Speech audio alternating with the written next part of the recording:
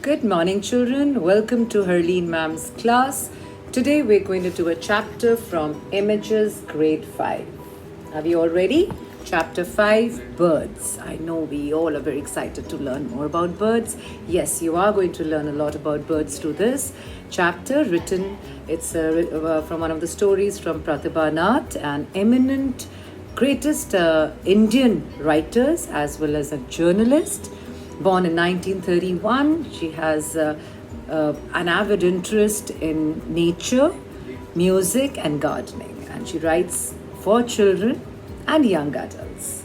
So her stories are based on incidents which are inspired in your daily life. All right, so we'll start birds.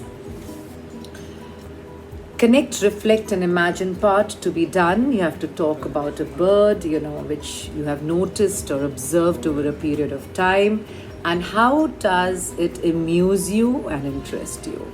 Well, you can look around your neighborhood, your house, and see the different kinds of birds which come and visit, and you can just make a list of all those and imagine if you become a bird for a day. What would that day be like? Draw it and give yourself a name as a birdie and write about a paragraph on what you would be doing besides just flying. Should we start? All right. Chapter 5, Birds. This is a lovely lesson, interesting letter, which is written by a friend to another friend who has gone to Kasauli. I hope you all know where Kasauli is. It's a lovely, quaint, quiet, small hill station in Himachal. And her friend is in New Delhi, and I'm sure must be a summer break. So it's a letter written by Rita. How do I know that? Because you know the format of a letter. On the top left side is the address from New Delhi. So this person who's writing the letter is from sitting in New Delhi and writing to her friend on the 5th of June 2014. So I assume it's a summer break, and for some reason Rita could not really go and join her friend Ruchi in Kasauli. So she writes a letter to her, and in this letter she has some very interesting encounters with the birds, and let's go ahead and read about it. I want all of you finger reading, all right?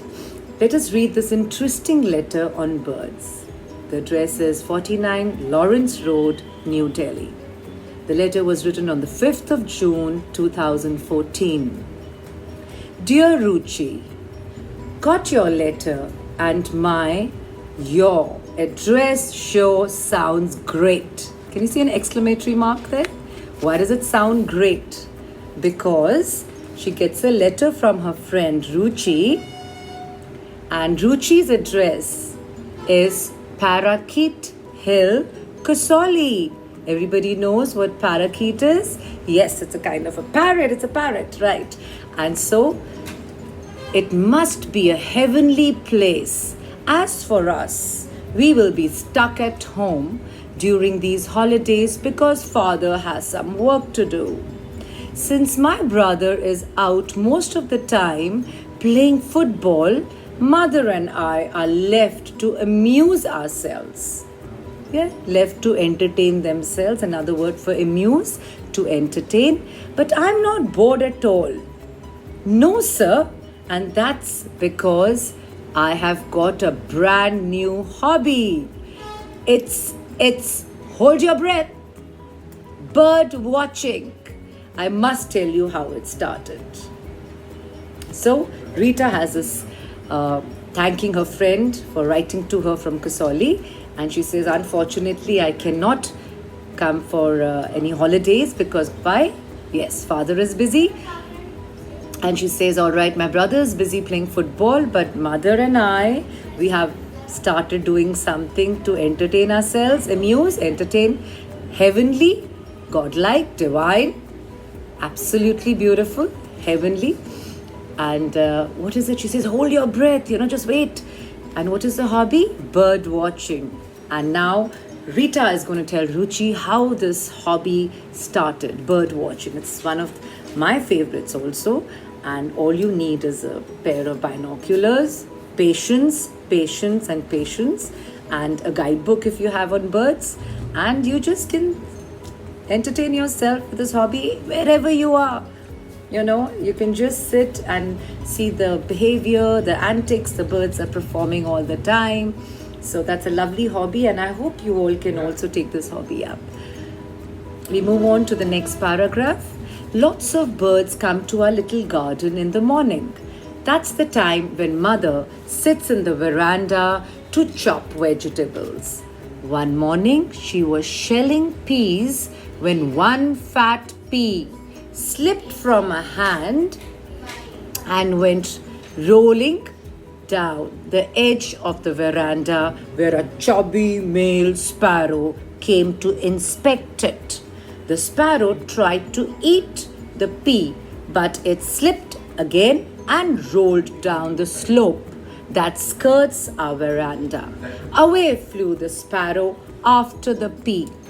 So there are lots of birds coming to the little garden Rita has. So one day mother is sitting and chopping vegetables, and one morning she was peeling.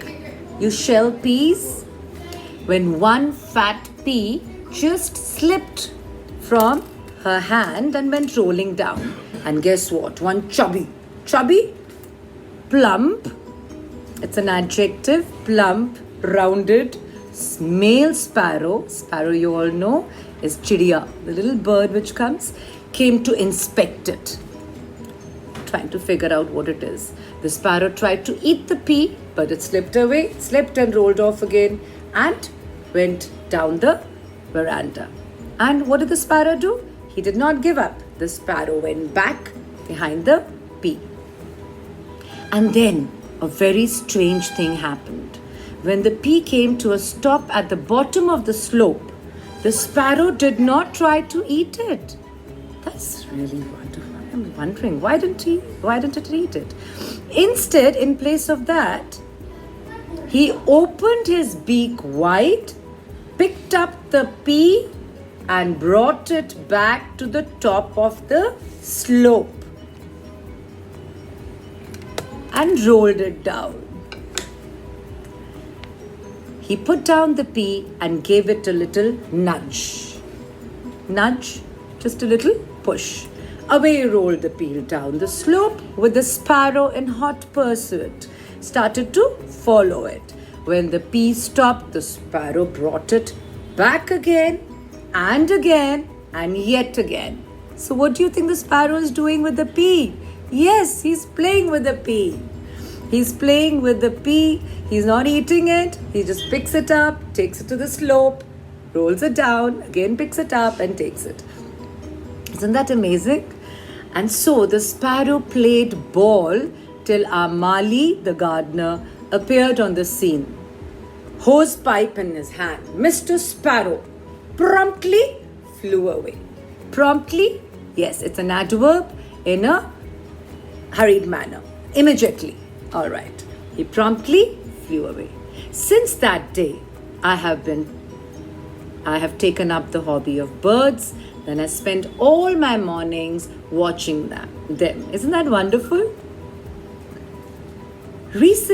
Just recently, one of my mother's uncles came to visit us. That is your paternal uncle. He's a retired colonel and something of a naturalist. He's a retired colonel in the army and he loves nature. He and I got talking about birds and he told me a fantastic story. Should we hear the story of mother's uncle? Her maternal uncle? Mother's uncle. All right. Yes, he's a retired colonel from the army and he has a hobby. He loves nature and he tells her a story about a bird. Should we start the story? All right. So the story of the uncle goes like this. His garden in Kolkata, West Bengal, has a lawn with tall trees on one side. Neither grass nor flowers would grow in the shade of these trees. Obviously, there's no sunlight coming there, so there were no flowers or grass. So uncle decided to have them chopped down. He says, what use is this? I'm going to get them chopped down. Nobody knew that a pair of crows had built their nest in one of these trees. When the branches hit the ground, the nest was smashed to pieces and the eggs were ruined, destroyed, damaged. For weeks afterwards, whenever anyone appeared near the garden, the crows would attack with their beaks and their claw. They would dart like small black fighter planes and sometimes even draw blood. So, why would they do that? Yes, they were really upset because their nest was smashed and ruined. The eggs were ruined, and anyone near the garden would come. The crows would come like these, black fighter planes and dart them, attack them like small black fighter planes. And sometimes they could even draw blood, be very mean. This note paper is nearly covered with my scroll. Now, Rita is writing such a long letter. She says, oh my God, it's just, I've scrolled the entire thing, but I will squeeze in the letter. I'll just kind of fit in just one more real life incident story. This is about a pair of pigeons named Rags and Tatters. I like that name, Rags and Tatters. They belong to a doctor who lives 2 houses down a street, one of the neighbors. Rags and Tatters have a little coop. You know the pigeons make a coop. They live in a coop of their own on the terrace of the doctor where they spend the nights. But all day long, they are free to fly around. For some reason, Rags is very fond of the doctor.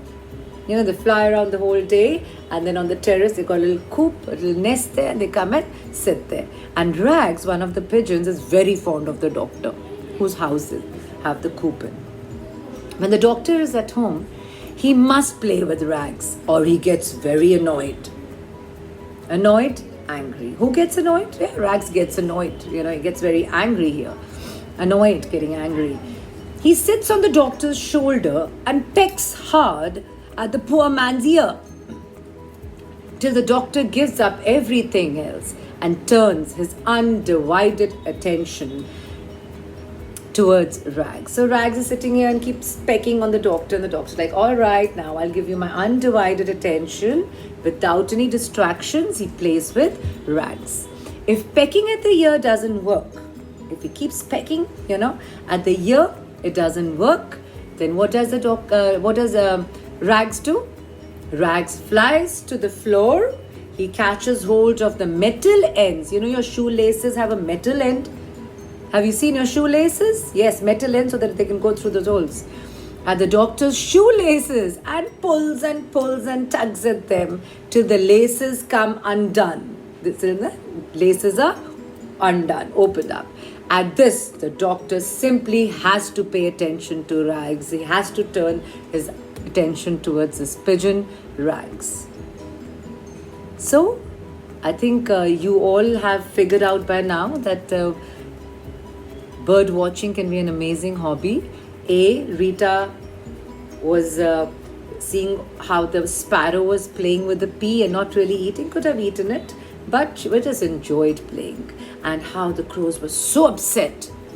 They were so upset when the nest was ruined, and how they wanted to take revenge and attack at everybody who was coming to the garden. And the third real life incident Rita mentions in the letter, which we squeezed in, was one of her neighbor who was a doctor, and he had these pigeons coop in his terrace, and how one of them would come and sit on the shoulder and strike, keep pecking at the doctor to play with pigeons. So, they're beautiful creatures, yes, and they love attention, and they've lovely 3 incidents you have learned. And I say, Ruchi, how about you taking up something? Why don't you start this lovely hobby of bird watching? I am told that Kasoli has lots and lots of birds, and yes, that's true. They have lots and lots of birds. It's a beautiful hill station where you can really take up this hobby. Rita gives an advice to her friend, Ruchi. Bye for now. Love, Rita. I hope you all enjoyed the story as much as I enjoyed reading out to you. And all right, Don't forget to subscribe for the channel and enjoy yourself. Take care and stay safe. Bye bye.